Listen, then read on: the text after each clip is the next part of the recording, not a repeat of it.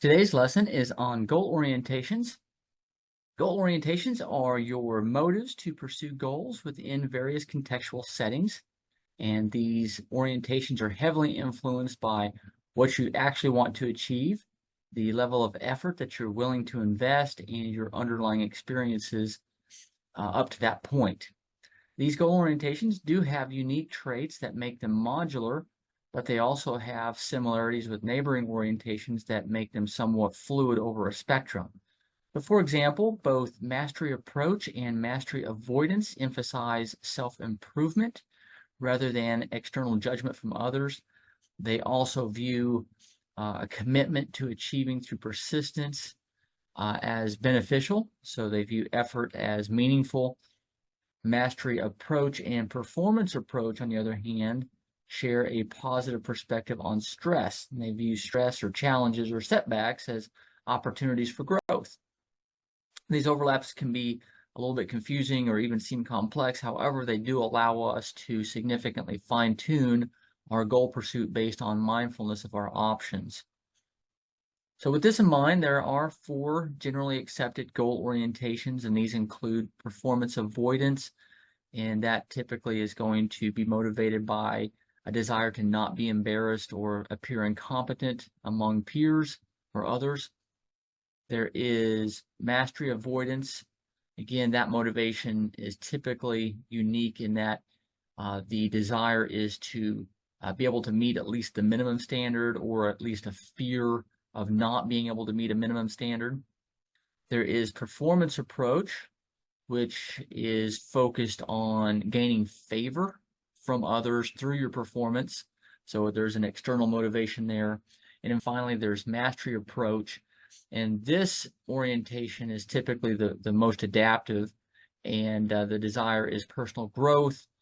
There's a value in effort and consistency, and there's a desire to become an expert in whatever you're pursuing. So this, again, is typically accepted as the most adaptive of the 4 orientations.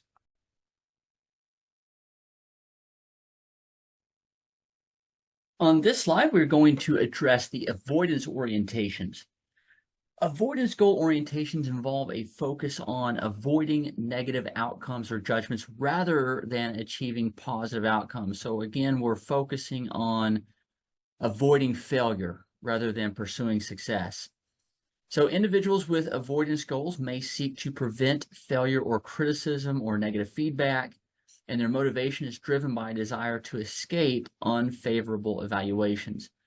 This orientation can be subdivided into performance avoidance, and that is the avoiding negative judgment from others or embarrassment, and mastery avoidance, and that is avoiding personal failure or the inability to meet a standard. While avoidance goals may provide short-term relief from embarrassment or failure, they are often associated with less adaptive outcomes in terms of long-term success or psychological well-being. And crucially, when functioning within an avoidance goal orientation, stress or obstacles or setbacks are viewed as hindrances or something to be avoided. And this leads to anxiety or goal pursuit disengagement, which is certainly maladaptive.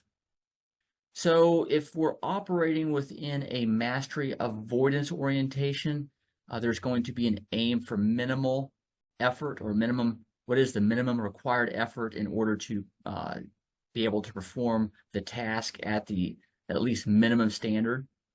And then with performance avoidance, there is a preference for complete task avoidance, and this is driven by a belief in the fixed nature of one's intelligence or ability. Therefore, effort, again, or persistence doesn't seem to make a difference to them. They don't think that persistence will actually cause them to get any better because of that belief in entity theory. On the other side of the coin, we have the approach orientations, and these approach orientations involve a focus on achieving positive outcomes and personal growth. Individuals with the approach goal orientations are motivated by the pursuit of success, and they want to enhance their competence or mastery in an area or skill.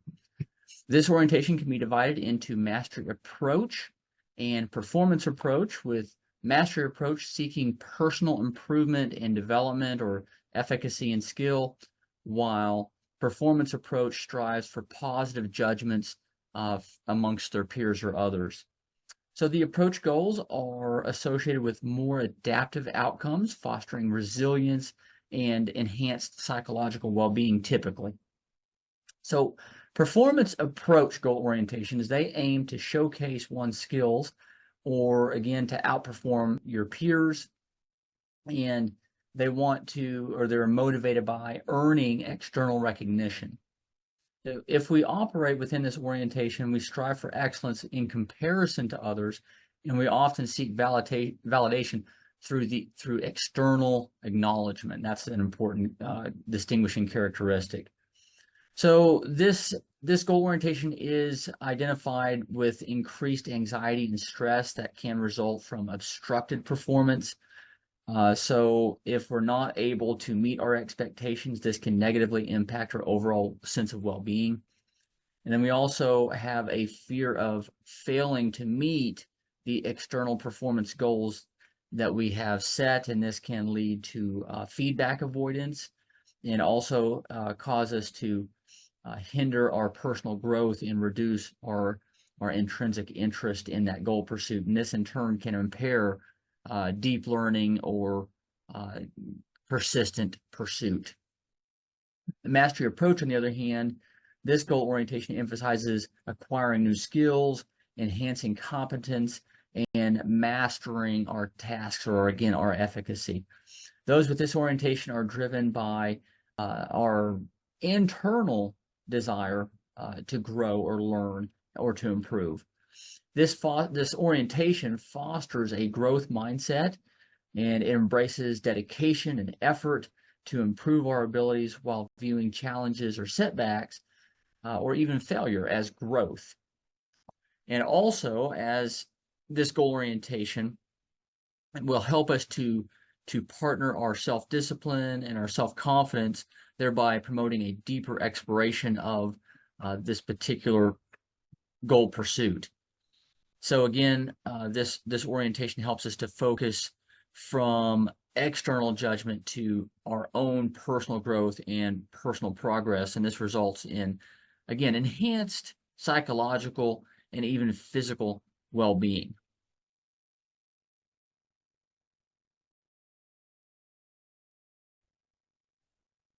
On this slide, we're going to further expand on the most adaptive goal orientation available, which is the mastery approach orientation.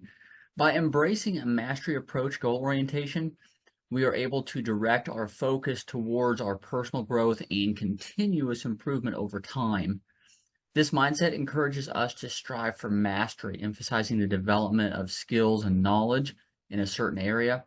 By prioritizing our self-improvement over external judgments, or rather than external judgments from others, we're able to promote resilience and persistence in the face of setbacks or challenges or failures.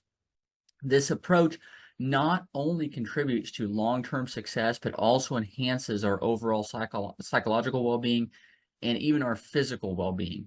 It also emphasizes the intrinsic satisfaction derived from mastering a skill or achieving a goal. So relatedly, the incremental theory of intelligence, often associated with this orientation, is embraced because it aligns with the belief that intelligence or abilities can actually be developed and expanded through effort. So learning and perseverance will actually enhance our outcomes over time. We might start off not very good or having a lot of failure, but we believe with persistence and patience, we're going to improve and eventually become very good at what we're pursuing. So in the context of the mastery approach, individuals view challenges and tasks as opportunities for growth rather than fixed indicators of our limits. And furthermore, belief in this malleability of our abilities or intelligence encourages a positive attitude toward our effort, toward our struggle, and toward that pursuit of learning. And this fosters, again, that resilience and the adaptability as we face, as we always will, some amount of resistance toward our goal pursuit. Ultimately, the combination of the mastery approach and the incremental theory of intelligence or ability creates a mindset that is conducive to a sustained growth or efficacy enhancement and long-term success. So if we pursue long enough, we will achieve our goal outcome. To wrap this lesson up, let's take a look at our key takeaways. So again, in relation to goal orientations, we have several options in which to pursue our goals. Usually people do this without mindfulness, which results in the maladaptive orientations, just naturally. So there is a avoidance goal orientation default that centers around avoiding failure and viewing hindrances or failures as obstacles that we want to avoid. Conversely, if we do it mindfully, we can utilize the approach goal orientations, which are generally more adaptive as they seek positive outcomes. So the focus is on actually achieving the goal pursuit that we're after. And this can foster growth and resilience, although there can be some enhanced anxiety if we start to experience failure toward our expectations. But that brings us to our most adaptive option, which is the mastery approach orientation. And this orientation promotes long-term success through personal growth, resilience, and adaptability through continuous improvement via the belief in incremental theory that says we can get better over time, even if we're failing or facing obstacles. So I hope you enjoyed today's lesson. And again, remember, we are forging your future one habit at a time. So keep up the great work. Our action item for this week will be to convert your SMART goal from week 4 into a mastery approach goal orientation. Good luck, and we will see you next week.